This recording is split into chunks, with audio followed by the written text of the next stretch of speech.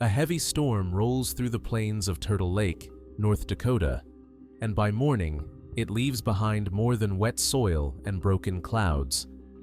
It leaves a farm that feels suspended, as if time itself slowed and forgot to restart. The sky is a dull, washed-out gray, the kind that flattens sound, the kind that makes distance feel longer. At the Wolf farmstead, clothes still hang on the line, stiff from the wind, unmoved for over a day. 3 horses stand saddled near the haystacks, ready for work that never came. No doors open, no figures cross the yard, no familiar rhythm of chores that usually defines the start of a farming day. For a family known for discipline and routine, the stillness is impossible to ignore. A neighbor, John Kraft, passes by and notices what shouldn't be there, and what should be, but isn't. The wolves were early risers. Their land was never quiet for long, yet now the farm looks abandoned in the middle of its own life. Hours pass, nothing changes. Unease settles in, the kind that doesn't announce itself loudly, but presses gently until it becomes unbearable. Kraft returns with his wife. They step onto the property slowly, calling out names that vanish into the open air. The wind answers back. Nothing else.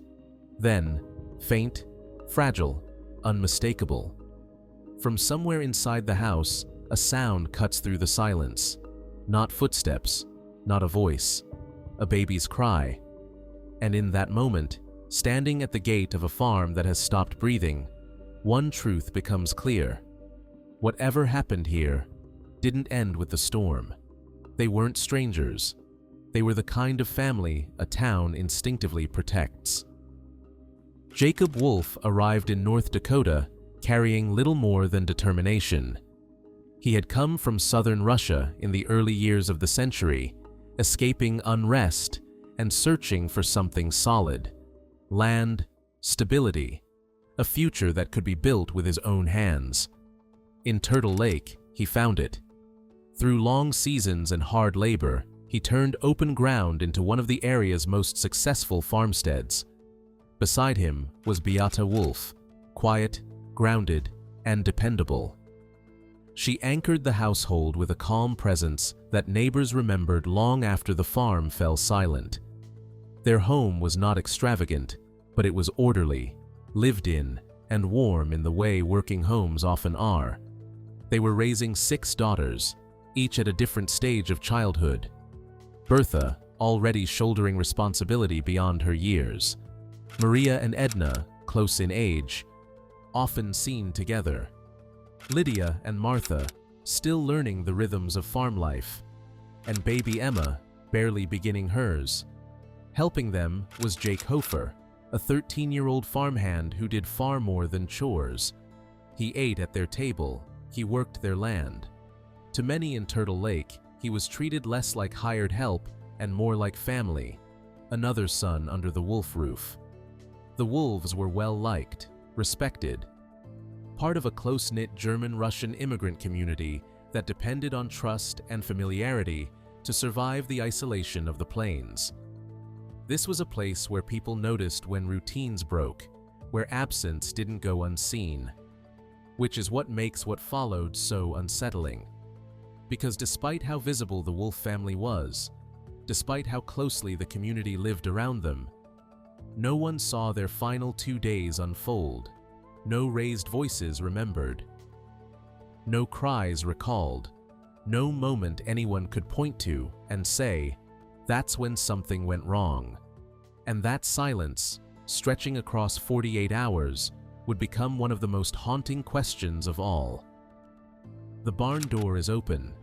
It's a small detail, but on a working farm, it means something has been left unfinished. As John and his wife step closer, the air feels heavier, charged with the sense that they are about to cross a line they can't step back from. Inside the barn, the world tilts. Shapes lie where they shouldn't. Hay is disturbed. The order that once defined the space has been broken. And then the reality sets in. Slowly at first, then all at once. Jacob Wolf is there. Nearby, the bodies of two young girls, Maria and Edna, partially concealed beneath hay and dirt, as if someone tried to hide what they couldn't undo. The moment stretches. There is no sound except the creak of wood and the wind pressing against the walls. Instinct takes over. The Krafts rush back toward the house, desperate to reach help. They lift the receiver on the farm's landline, only to be met with nothing. No dial tone, no connection. The line is dead. Cut. In a place where communication was already scarce, that detail lands with terrifying weight. This wasn't simply a tragedy that went unnoticed. It feels deliberate, planned. With no way to call for help, the Krafts face an impossible decision. A child is crying inside the house. Whoever did this could still be nearby. There is no certainty, no safety. They gather themselves and leave the property, carrying the knowledge of what they've seen and the fear of what they haven't yet discovered. Because in that moment, it's clear. This wasn't just a crime. It felt like someone wanted time. Blood doesn't explain a story. It starts one. When the Krafts step inside the Wolf home, the warmth they expect is gone. The kitchen is quiet, unnaturally still. Then they see it, a dark trail marking the floor, thin in places, heavier in others. It leads away from the room, pulling the eye toward a single point. The cellar door. It stands slightly ajar, as if someone hesitated before closing it. The air around it feels colder, heavier. For a moment, no one moves. What waits beyond that door feels final in a way the barn did not. They descend carefully, each step echoing too loudly in the narrow space below. The cellar opens into a scene that shatters any lingering hope that this might be a misunderstanding. Bodies lie where no one should ever be found. Beata Wolf among them, followed by more of the children, their lives ended in the dark beneath their own home. The space is cramped, intimate, impossible to look away from. This is the moment when everything changes. What began as concern becomes certainty. What seemed like disappearance becomes undeniable violence. The tone shifts, not just for the Krafts, but for the entire community that will soon hear the news. This is no longer a case of neighbors gone missing. This is something far darker, far more deliberate. And as word spreads through Turtle Lake, one truth becomes impossible to escape. After what was found behind that cellar door, nothing in this town would ever feel normal again. In a house of silence, a crib was still alive. Amid the stillness, amid the devastation unfolding room by room, the sound returns. The same fragile cry John Kraft heard earlier. Investigators follow it down a hallway that feels too narrow, too quiet for what it now contains. In a small bedroom, they find Emma Wolf, 9 months old, alone, alive. She lies in her crib, exhausted, crying weakly. She hasn't been fed. She hasn't been changed. The signs suggest she has been there for days, unnoticed, untouched, surviving only because someone left her behind. The discovery lands like a shockwave. If this was random, why spare the baby? If this was rage, why stop? If this was planned, why leave a witness, however small? The community reels as the truth spreads. Turtle Lake is no longer just grieving, it is afraid. Doors are locked at night. Farmers keep their guns close. Parents hold their children a little tighter. Everyone asks the same question in different ways, trying to make sense of something that refuses to be understood. Some feel fear, others feel guilt, for not noticing sooner, for assuming silence meant normalcy. And some feel something harder to name, the realization that whoever did this walked away while a child cried in the dark. Emma is taken to safety, carried out of the house that took nearly everyone else from her. She will live. She will grow up far from this place. But the question she leaves behind will never stop echoing through the town. It wasn't only about who did this, but why one life was spared at all. Some crimes are messy. This one feels arranged. As investigators begin their work, the Wolf farmstead refuses to behave like a typical crime scene. Nothing here is chaotic in the way violence usually is. Instead, every discovery raises a new inconsistency, small on its own, unsettling when taken together. The phone lines have been deliberately cut, not damaged by weather, not worn with age, severed. A clear attempt to delay help, to buy time in a place where time already moves slowly. The bodies tell another story. Some have been moved. Others have been partially concealed, covered with hay, dirt, placed where they wouldn't be immediately seen. This isn't the behavior of someone fleeing in panic. It suggests patience, control, someone who stayed. Then there are the details that refuse to settle. Reports circulate that 2 of the older children were found wearing gloves, an oddity in itself. If true, it suggests they had recently been working, possibly returning to the house when something was already wrong. It implies an encounter, not an ambush in sleep. Inside the house, evidence points in different directions.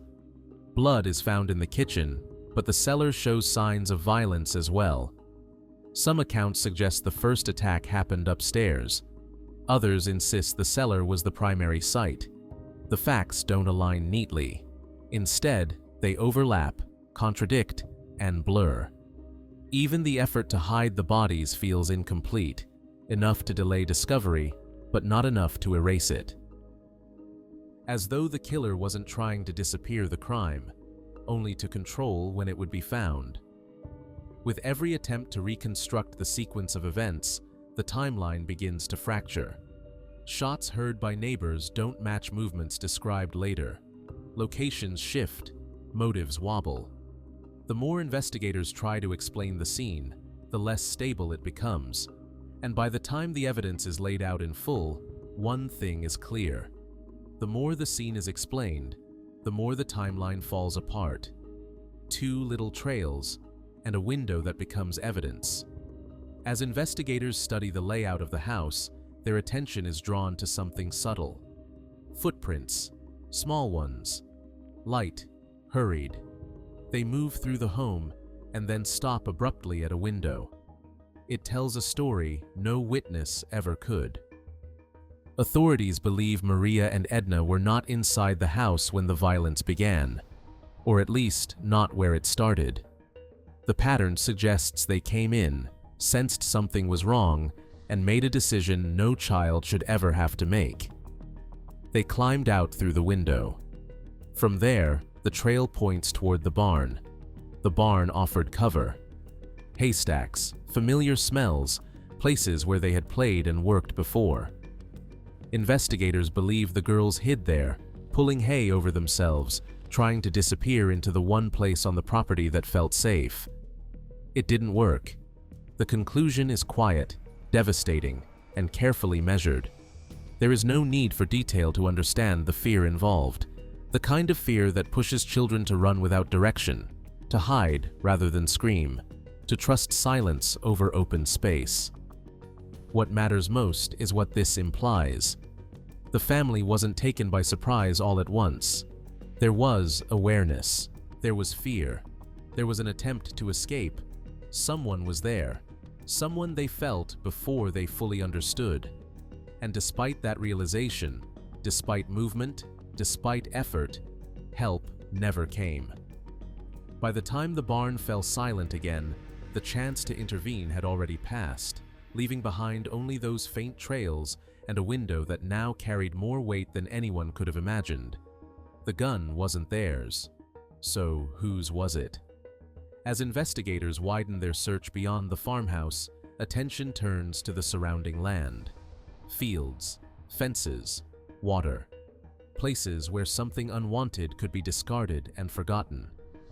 Not far from the Wolf property, a shotgun is reportedly recovered from a pond. It is weathered, unremarkable, and immediately problematic. The Wolf family did not own it. No one in the household recognized it. And when neighbors were questioned, none claimed it either. In a modern case, a weapon like this might speak: serial numbers, records, fingerprints.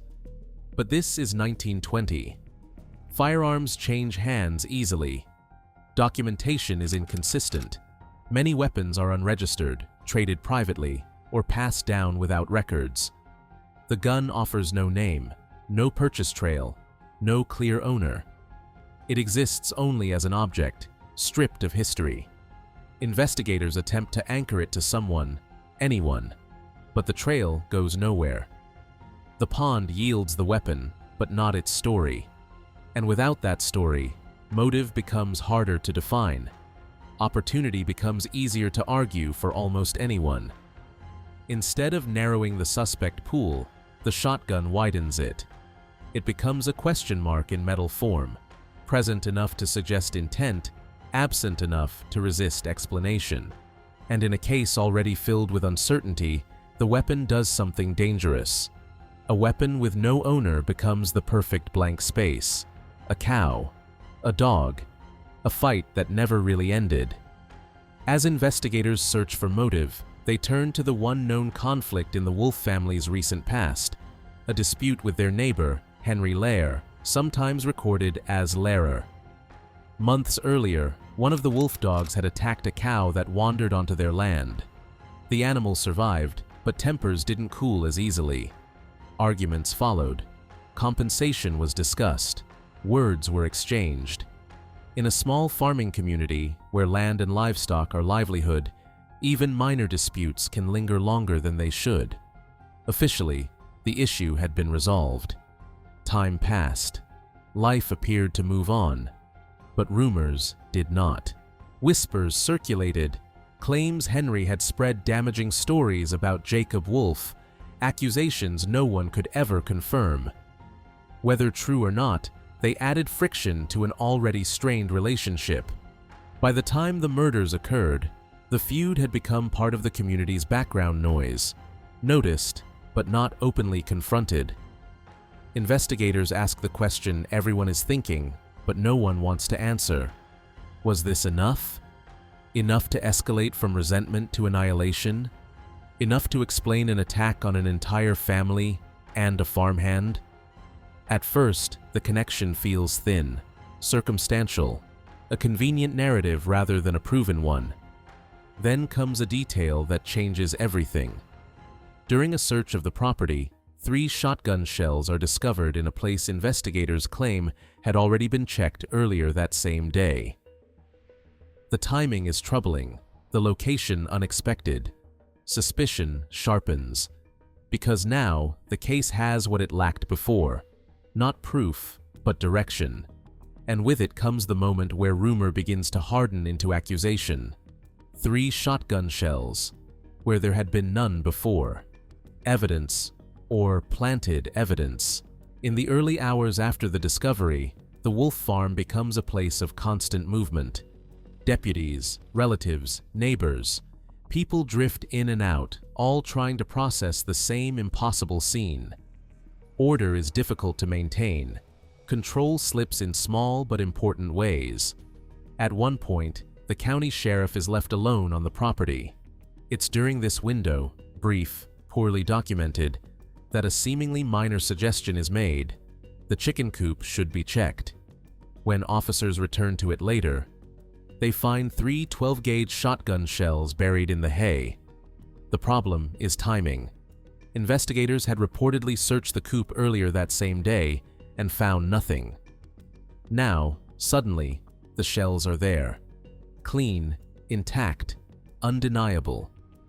Whether they were overlooked before or placed afterward becomes impossible to determine. Suspicion intensifies when attention turns to Henry Lair. Witnesses recall him arriving at the farm during the investigation, lingering, moving with an unease that draws notice.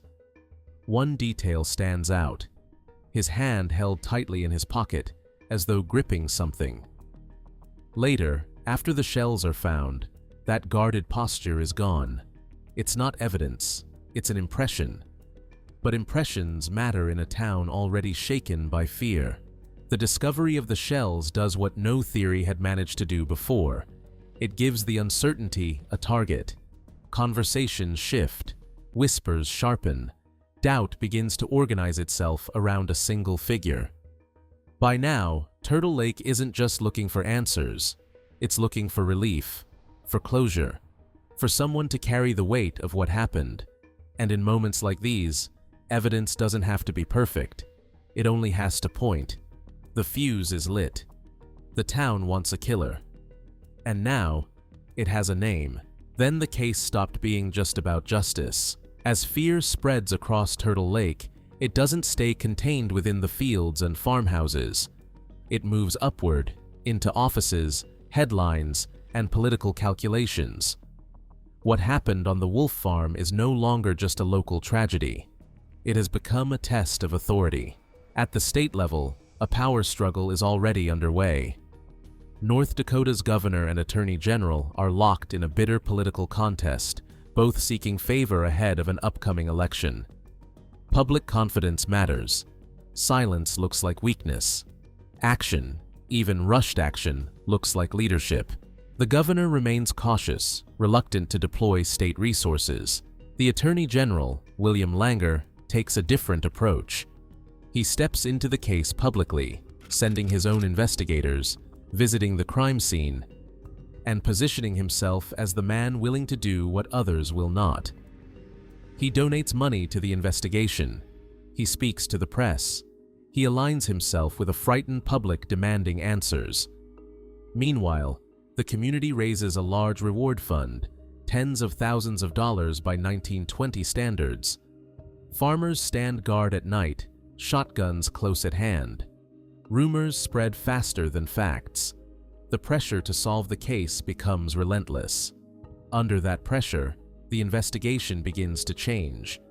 Nuance becomes inconvenient. Contradictions become obstacles. Doubt becomes a luxury no one feels they can afford. The question is no longer who did this, but how quickly can we end the fear? And when fear, politics, and public outrage collide, investigations don't always slow down to get it right. They speed up to get it finished. Because when pressure rises, someone always becomes convenient. They didn't just want answers, they wanted an ending. On May 12th, less than 3 weeks after the murders, deputies arrive at Henry Lair's farm. By then, suspicion has hardened into certainty, at least in the minds of those under the greatest pressure to close the case. Henry is arrested without resistance. He is taken into custody and brought to the station, where the tone of the investigation shifts from inquiry to extraction. Officers no longer ask what happened. They tell him what they believe happened and wait for him to agree. The questioning stretches on for hours. At one point, Henry is placed in a cell with another man, introduced as a fellow detainee. In reality, the man is an undercover officer, tasked with listening, prodding, and steering the conversation toward confession. It's a quiet tactic, designed to wear someone down rather than confront them directly. Outside the cell, a different pressure is applied. Henry is told the town is furious, that an angry crowd is gathering, that people want justice, and might take it themselves if given the chance. The message is clear. You are not safe unless we protect you. Fatigue sets in. Fear follows. Eventually, Henry confesses. On paper, the case appears solved. The town exhales. The headlines move forward. The authorities have their ending. But as the details of Henry's statement are compared to the evidence left behind on the wolf farm, a problem emerges, one that can't be ignored. His version of events doesn't align with the crime scene. The timing doesn't fit. The locations don't match. The confession answers the demand for closure, but not the reality of what happened, because the more it's examined, the clearer it becomes.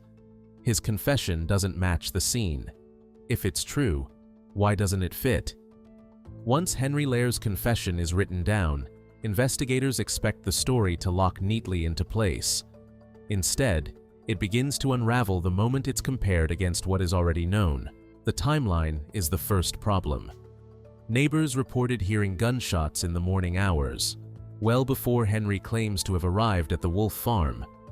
By his own account, he didn't come until later in the day, a gap that leaves several deaths unexplained. Then there's his route of entry. Henry says he approached the farm from the north, but that side of the property was visible to neighboring farmers who were already in their fields that morning. None reported seeing him, not once. Inside the house, the contradictions deepen. Henry claims the first killings occurred in the kitchen, yet the physical evidence suggests that multiple victims were killed in the cellar. Blood patterns don't support his version. Neither does the condition of the bodies. He describes reloading the shotgun using ammunition from a dresser drawer, but never explains how he knew where the ammunition was kept. The wolves didn't own the shotgun used in the murders, raising further questions about his familiarity with the weapon. And then there is Emma. According to Henry, he didn't know the baby was in the house, but gunfire, movement, and chaos would almost certainly have disturbed a 9-month-old child. Yet Emma was left alive, crying, untouched. The logic doesn't hold. Each inconsistency on its own might be dismissed. Together, they form a pattern that refuses to be ignored. The confession doesn't explain the evidence. It bends around it, which leaves only two possibilities, both deeply troubling. Either Henry Lair lied, or someone taught him what to say. Even after the verdict, the town never felt safe. Henry Lair was sentenced to life imprisonment at hard labor, and on paper, the case was closed.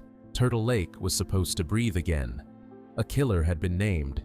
Justice, they were told, had been served. But peace never came. From inside prison walls, Henry insisted his confession was not freely given. He claimed he was threatened, intimidated, and physically assaulted during interrogation, told that an angry mob was waiting outside and that jail was the only place he would be protected. Some witnesses later supported parts of his claims. Others denied anything improper had occurred. By the time these accounts surfaced, proof was already slipping away. Henry tried to withdraw his guilty plea. The request was denied. Again and again. He was never granted a full trial based on the evidence itself. In 1925, just 5 years into his sentence, Henry Lair died following complications from surgery. He took his version of events with him. His family paid a heavy price, his marriage collapsed, his children were sent away, and the stigma followed them long after his death. The Wolf family suffered a different kind of loss. Their farm was auctioned off with alarming speed, less than 3 weeks after the murders. Livestock, tools, personal belongings, anything that might have held answers, was scattered beyond recovery. Whatever evidence had survived the crime itself was quietly erased by urgency and neglect. And then there was Emma Wolf, the only survivor, too young to remember what happened, yet forever shaped by it. She was raised by relatives, grew up away from Turtle Lake, married, had children, and lived a long life. She passed away decades later, having lived fully, yet always carrying the shadow of a story she never chose. As for Turtle Lake, the town moved on, but never completely forward. Some believe Henry Lair was guilty. Others believe he was a convenient answer to unbearable fear. And more than a century later, the truth remains out of reach. Because after all this time, only one thing is certain. No one truly knows what happened on the Wolf farm,